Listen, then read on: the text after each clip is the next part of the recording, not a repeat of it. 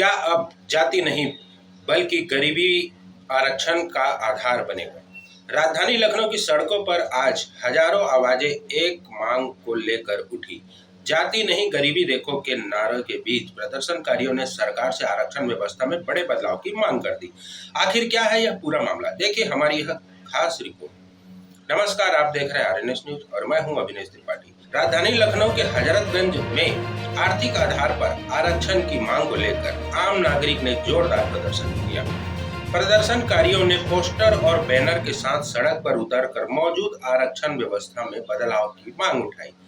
प्रदर्शन के दौरान जाति नहीं गरीबी बने आरक्षण का आधार, योग्यता को मिले सम्मान, गरीबी से मुक्त हो हर इंसान, न वर्ग की दीवार हो न जाति का आधार हो, जैसे नारे ने पूरे हजरतगंज में गूंजते रहे। शुभम पांडे के नेतृत्व में आयोजित इस प्रदर्शन में शामिल होने वाले लोगों का कहना था कि आरक्षण का लाभ आर्थिक रूप से कमजोर हर वर्ग के लोगों को मिलना चाहिए, न कि किसी जाति विशेष तक सीमित रहे।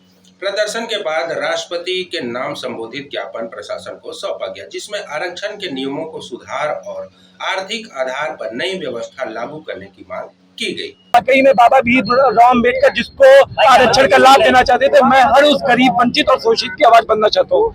आज की मैं बात करूँ तो आप ये देखिएगा कि SC/ST में कोई भी क्रीमी लेयर नहीं है।